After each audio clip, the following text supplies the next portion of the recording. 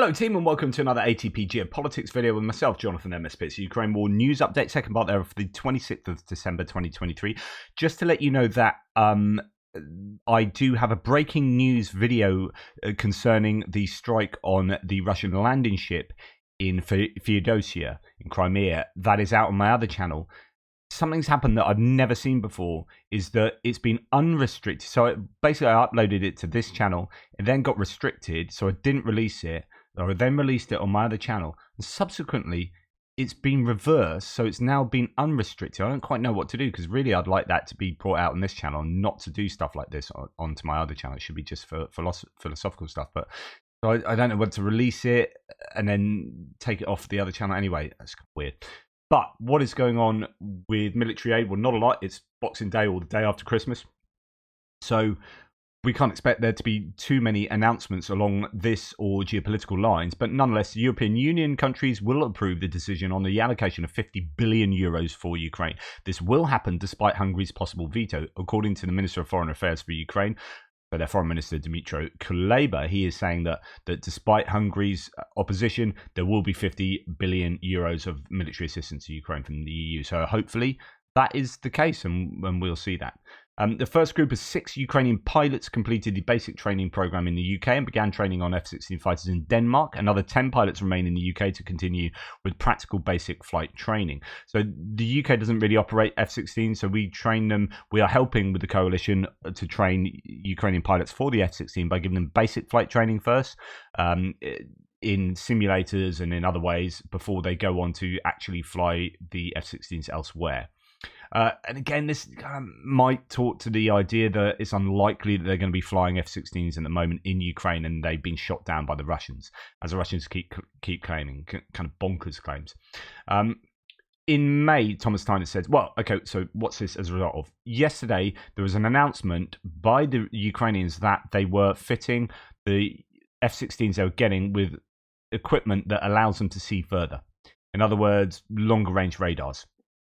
Is the assumption there. And Thomas Tyner says, in May, I suggested that Ukraine should ask the US to donate the AN APG-68V5 radars the US Air Force is throwing away and install these on the European F-16s, which use the less capable APG-66V2A radar. And now, exactly this upgrade is being done. So he is claiming that that is what is taking place. So just to give you a look, well, I won't go into what he said in May, but the idea is that, yes, they do appear to be getting longer range radars, which will be huge. As I said yesterday, if you spot the enemy before they spot you, you win, essentially, like, give or take. You know, as long as you've got decent fire control systems and munitions. It's the same in tanks as it is in aircraft. Okay, so Iceland has joined the IT coalition and demining coalition in support of Ukraine. Additionally, Iceland allocates 340,000 euros for the purchase of medical supplies for Ukraine. So well done, Iceland. They don't have an army, but they are helping with the Ukrainian efforts there, and they've been a really good supporter of Ukraine. Zelensky held the headquarters of the Supreme Commander of the AFU. I don't quite know what that means. There's a meeting, obviously. Quote, 2024 should be the time of significant growth in domestic defense production. So we're seeing this, aren't we? We are providing the contracting and budget. So they are providing the money and sorting out the contracts such that the Ukrainian defense military industrial complex can kick into gear and produce things that they desperately need. Special attention is being paid to the production of all types of necessary drones, including FPV and ammunition for them, the statement said. Indeed, currently, so a longer quote, currently hundreds of companies are involved in key productions, and I am grateful to every enterprise that provides the desired result for our soldiers. The year 2024 should be a time of significant growth of domestic defense production. We provide contracting and a budget. Ukraine must become capable in providing all the necessary needs for the drones. So drones, as well as all the other stuff they're going to be building as well. But my goodness, drones, super important. And we've heard that they will produce 1 million drones next year, and that last month they produced 50,000 drones in 1 month, which is over 1,000 a day. If that's true, then that will have a huge effect on the front lines. Right, here we have news about Serbia. So moving on to geopolitical stuff.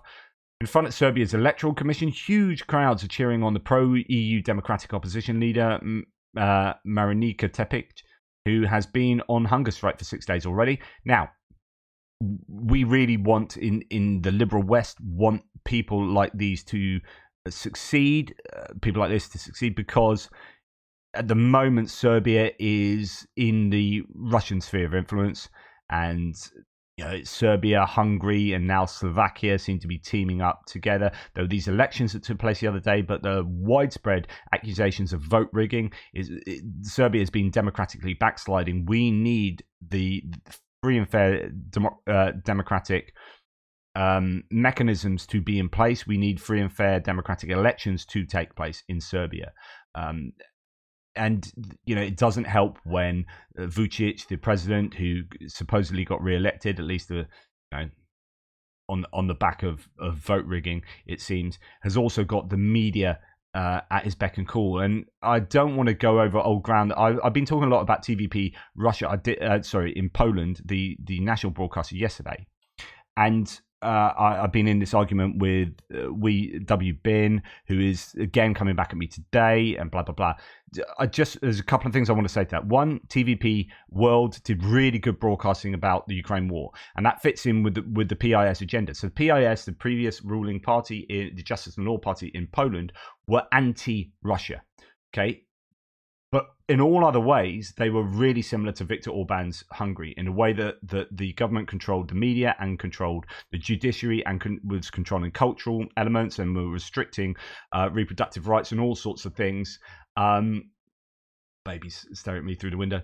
And in those ways, Poland has been going down the democratic backsliding route in the same way as some of those other nations in that neck of the woods, and Serbia being one of them.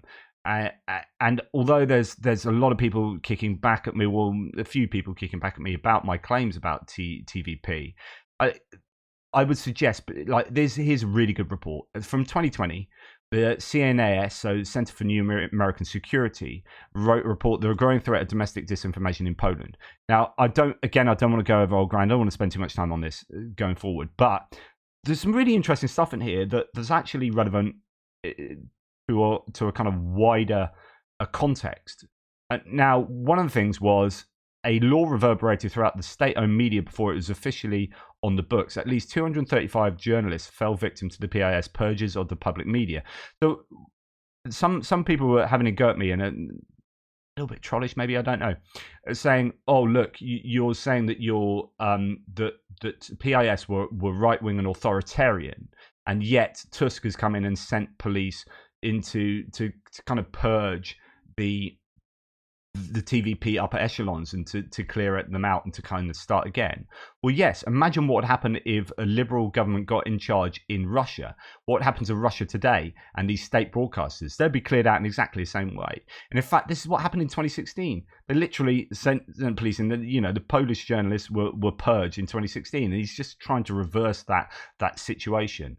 And people gathered outside of public television studios back in 2016, and that's happening now this way to try and reverse that. But now you've got the PIS people outside TVP studios trying to say, no, this is all unfair.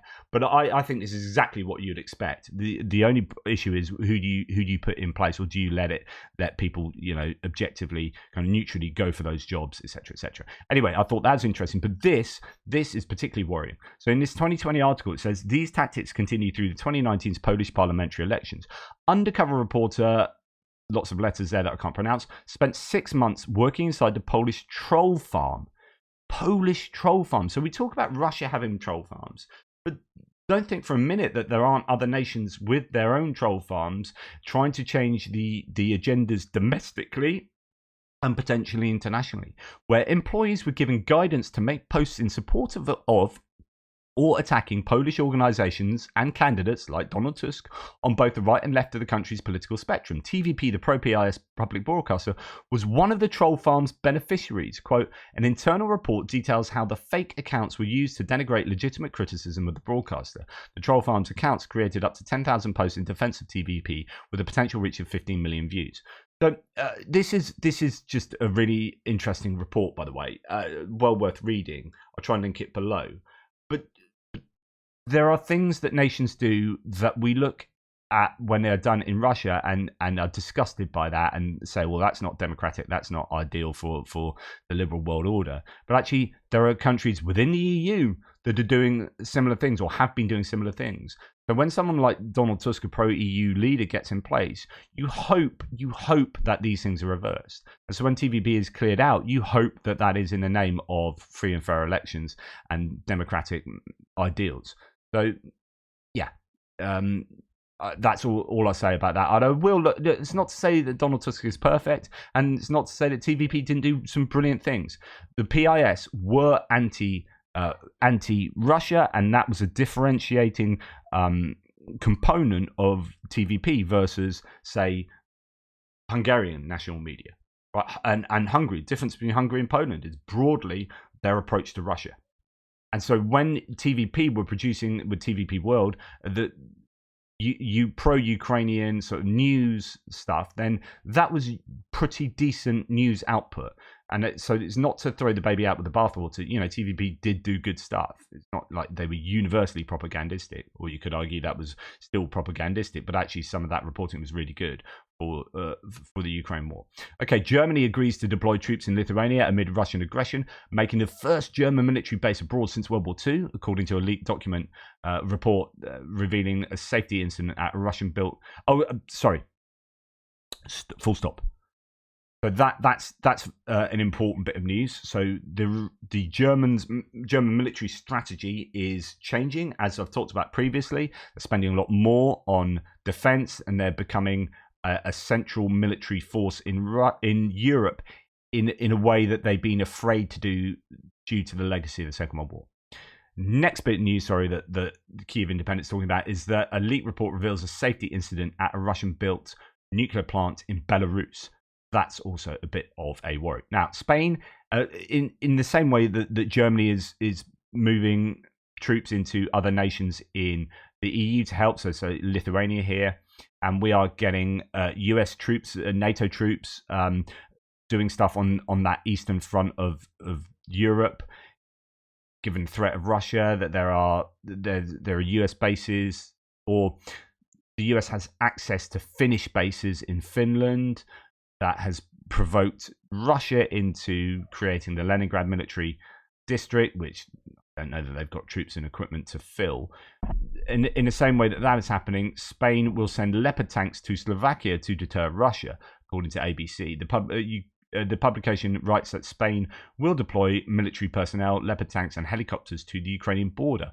So it's all kind of ramping up, but it's good to see some of these other nations, other than like the big ones like Germany, the US, also seek to work in the alliance. South Korea will tighten export controls against Russia and Belarus by significantly expanding its list of items subject to export restrictions, including excavators, batteries, and larger vehicles, in response to Moscow's invasion of Ukraine. South Korea are super important, not only in terms of what they export to the rest of the world in high-tech equipment.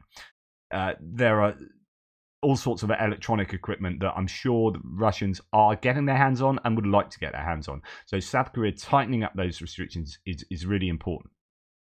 It would also be fantastic if we got information on South Korea providing consistent deliveries of ammunition to either to backfill allied nations or directly to Ukraine, in light of what North Korea has done with Russia.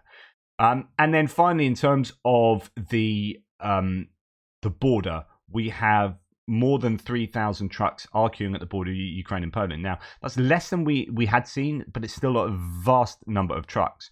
And there have been borders that have been checkpoints that have been opened, but it's still a massive issue. According to the Polish border guards, as of this morning, there are 3,000 trucks in 3 directions towards Ukraine. So 900, 640, and 1,500. So, yeah, still a lot of work to be done, but hopefully improving. And the last thing I just said final, but this is going back to my previous hits and losses video and the strike on Feodosia. There are these claims coming out now that perhaps another ship has been damaged in that attack, because as we saw, there were fragments from the ship that landed sort of 650 meters from this landing ship that was hit, that exploded. So, according to Natalia Humaniuk, we need additional reconnaissance in Feodosia and obtaining comprehensive information on all affected targets. But it's quite likely that another ship was damaged because everything in the port infrastructure is close. That explosion was huge. There would have been shrapnel flying, bleeding everywhere. So to think that a nearby ship wouldn't have been damaged is somewhat implausible. So that's something to keep our eyes open about. Now, also in terms of that, something that's just come out is Grant Shapps, who's the British UK Minister of Defence, or Secretary of Defence, sorry. Latest destruction of Putin's navy demonstrates that those who believe there's a stalemate in Ukraine war are wrong. It's really good rhetoric from our defense secretary. They haven't noticed that over the past 4 months, 20% of Russia's Black Sea fleet, so second greatest army, second greatest armed forces in the world, has been destroyed. Ukraine has no navy, and a fifth of the Russian Black Sea fleet has been destroyed. Russia's dominance in the Black Sea is now challenged, and the new UK and Norway-led Maritime Capability Coalition is helping to ensure Ukraine will win at sea. So UK Navy is fairly capable. It's small. It's much smaller than it needs to be, but it is capable, and we do have expertise in maritime issues, as the Norwegians do as well. And hopefully those capabilities are being brought to the fore in terms of supporting Ukraine's efforts in the Black Sea. Anyway, that's enough from me. I thank you so much to JR, who has done a mapping update last night. He contacted me and I was like, 1 o'clock on Christmas Day. I'm cool enough to be messaging JR and sorting out what mapping has been done. So it's been a couple of days since I've been able to map, and it's through no other reason. It's Christmas. It's not because the Russians have had superb gains. I actually don't know what the Russian gains or Ukrainian gains are. I have no idea what's been going on in the world of mapping because I just haven't had time. So I'm going to look at that later. I need to do a few more bits and pieces apparently to deep state mapping, and then I will try and get that out, but that mapping might not come out because we now have loads of family round till later on today. So there will be a mapping update today. Thank you so much for watching these videos I've already put out, and I really appreciate your support. Take care, everybody. Big love, and I'll speak to you soon.